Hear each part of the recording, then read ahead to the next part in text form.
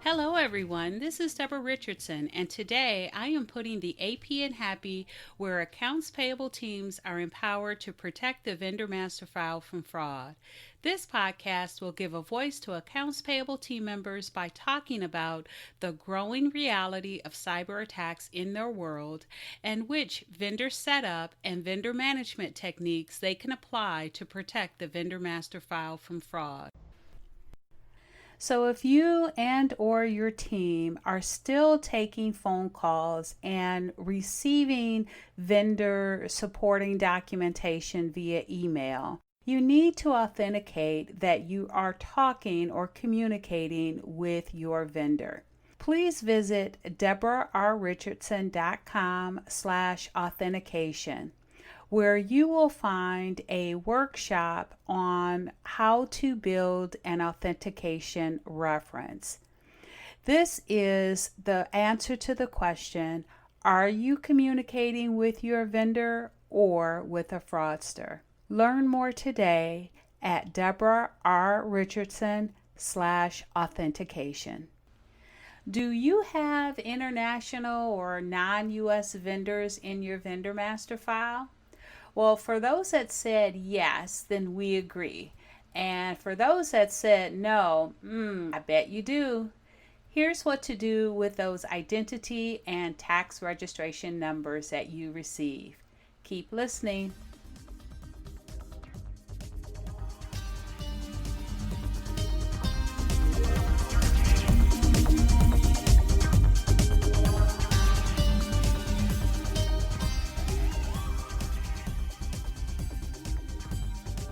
Welcome to episode 105. Non-US vendors collect and use identity and tax registration numbers. So it never fails. Every time I work with a client for a vendor process redesign or a 5-day vendor master file cleanup, one of the first questions I ask is, do you have non-US vendors? And the answer is always either no, or they will identify like one country where they know they have a large volume of vendors.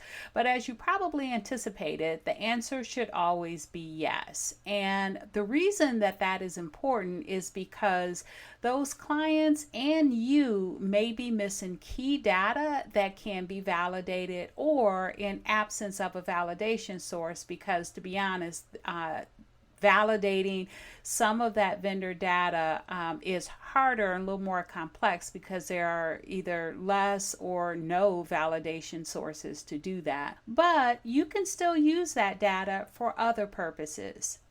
And really quick, just as a side note here, if you think you really do not have any non-US or international vendors, go ahead and take a look at your vendor master file. Pull some reports, order some reports, download some data into or query into Excel or Google Sheets, and include, I usually find it when the state is empty, when that field is empty, or when it has the ISO 2-digit code of a country versus a state two-digit code. So download or export or query the addresses and include the state field, and then you can also include the country field as well. But I usually find it with a blank state, because I ask for country field to be sent to me most of the time, and most of the time I don't really get it, or I get it and it's blank. So check both of those fields, download them both, export them both, query them both out, and identify those vendors that you have that are international or non-US vendors. And here I am just talking about the identity and tax registration numbers, but there are resources to validate those international addresses as well. Okay, so back to collecting and those identity and tax registration numbers. Now, the first thing you need to know, we already talked about it, is that validation resources are limited, but that is okay. So, if you are a U.S. entity, you are accustomed to performing a validation of your vendor's legal name and tax ID combination against IRS records using your vendor's employer identification number, or maybe their social security number if they're individual, or maybe even an individual taxpayer identification number for foreign vendors. I even provide validation resources on my free download vendor validation reference list with resource links, and you can find that as a link in the show notes.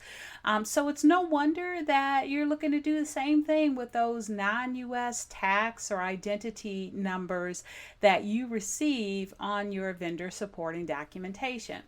You've probably even seen those numbers on the IRS W-8 BIN-E or the IRS W-8 BIN forms that you received and don't really know what to do with them. I actually get quite a few requests coming in. They'll type it in my chat box on my site and ask questions about the numbers that come in the fields on the WA where they're supposed to give their foreign TIN number, and they end up giving usually it's something like a VAT or a different type of number in there that gets confusing. So not only do they not know what that tax number is supposed to represent or identity number is supposed to represent, but they also don't know how to validate it or how to confirm that it's a valid number.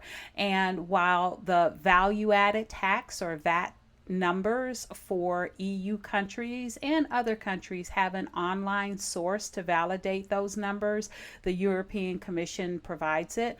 Not all tax or identity numbers will have a validation source. Note that if you use a third-party provider or tools for vendor screening and those maybe continuous monitoring, those tools can use online resources to confirm whether that vendor has provided or used that number in association with their business before, and that could be a form of validation. But even if there is no validation, the key really is to treat that tax or identity number as an additional piece of data that you can use to verify that the vendor is real. And while you may not be able to verify that it belongs to the vendor, you can verify the format, and you can still use those numbers as one part of your authentication process to be sure you are talking to your real vendor and not a fraudster.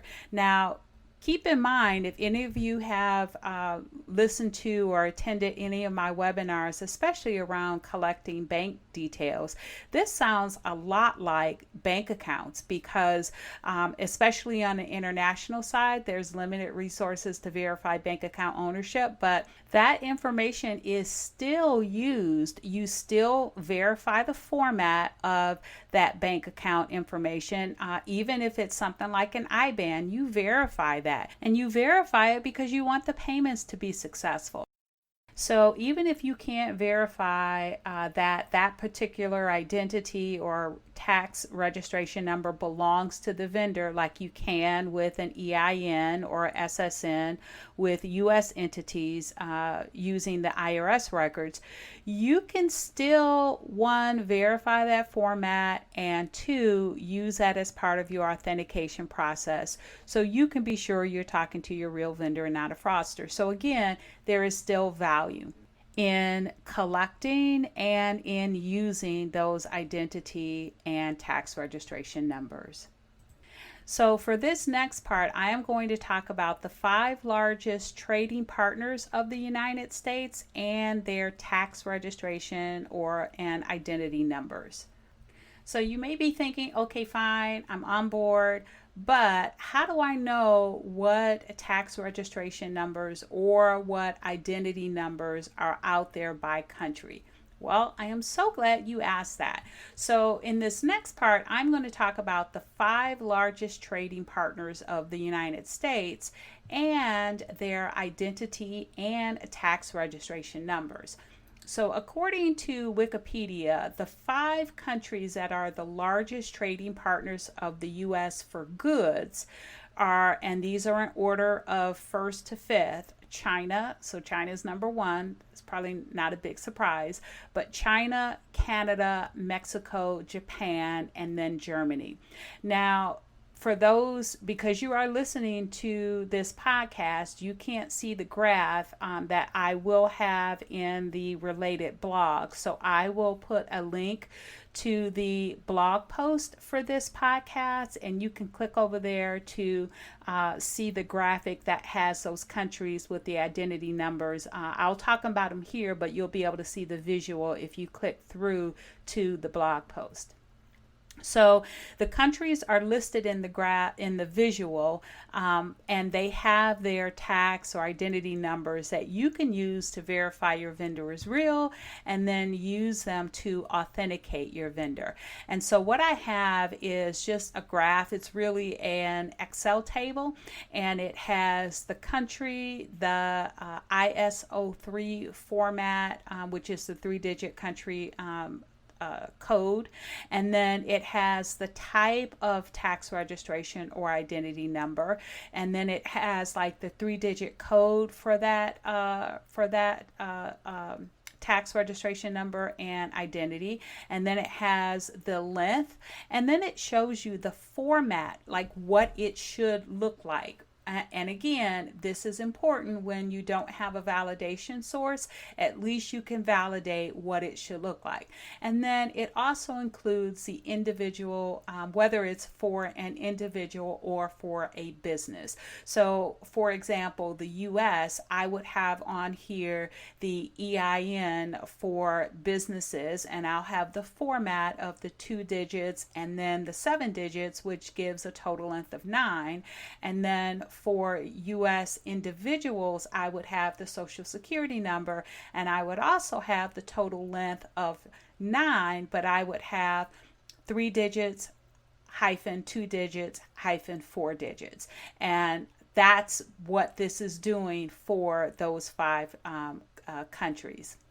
So looking at Canada, I have a list of 4 different types of tax or identity numbers that you may receive. So one is a social insurance number for individuals. The next is a business number for Canada. And then the next 2 are the goods and services tax and the harmonized sales tax for Canada.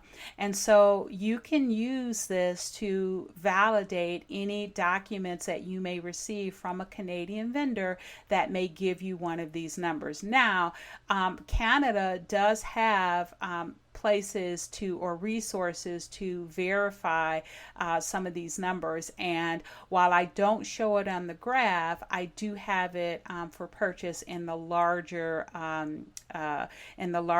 table that includes 100 plus countries, and we'll talk about that in a minute. Now, the next one is China, and I'm saying these kind of in order of how I have them on my spreadsheet because I put them in alpha order instead of in order of how of whether what the volume is for the U.S. trading partners. So I didn't put them in that order. But if you decide to purchase it, you actually do want it in alpha order. So that's the way I have it. So China is next, and China, you will see that they have a China identification card number and a business registration number. Both of those are 18 digits long, and one is for business and one is for individual. The next one, and they also have a VAT registration number, and that is also 18 digits long.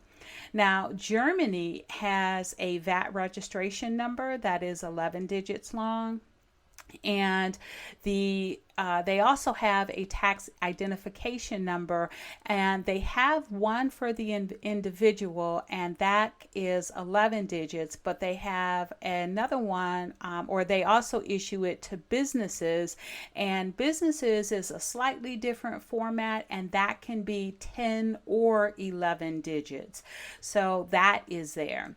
And then Japan has a corporate number that has 13 digits for businesses, and they also have something called an individual number, or it's also known as the My number, and that has 12 digits.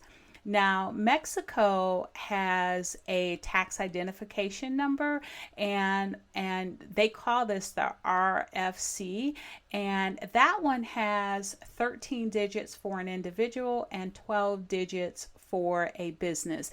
And each of these, I talk about the links, and some of them I talk about the formats, but when you see the visual, if you click through to the blog post, you'll see the visual, and I actually do give the format, like what it looks like. Some of them have spaces in between numbers, some of them have dashes, some of them have those forward slashes. So I actually do give the format, and I give the format the way that that country identifies it. So some countries will be 1, 2, 3, 4, 5, 6, 7, 8, 9. Other countries will be X's. Some will use zeros. So I do give it in the format that that country reports it in.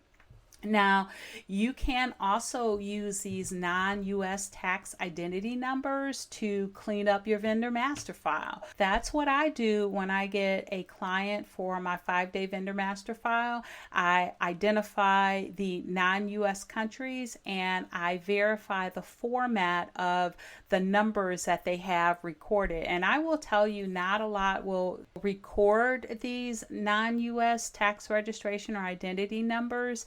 Some of them will record VAT because their tax team needs that. Some of them will record the GST, again, because the tax team needs those numbers in order to reclaim the taxes that were paid on invoices. I do understand that. It's understandable because the vendor supporting documentation that they come on is often in a different language. And so you're looking at a number, you don't really know what it is. But if you know the format of the number and the length of the number, you may be in a better position to identify what that number is and thus record it. Now, if you're interested in getting the expanded reference for, or that includes 100 plus countries, along with validation resource links where they exist, you can click the link to follow the blog post, and then within the blog post you'll see a link to order it, and it'll be a separate purchase, or I am including it as part of my 3-step vendor setup and maintenance process toolkit that also has vendor forms, vendor communication templates, and template desktop procedures. All right, so thanks everyone. I hope you enjoyed the 105th episode of the Putting the AP in Happy podcast, where accounts payable teams are empowered to protect the vendor master file from fraud. Don't forget to check the show notes for the links mentioned in the podcast. If you enjoyed this episode, consider subscribing and writing a review of my podcast on the platform that you use to listen. Stay happy.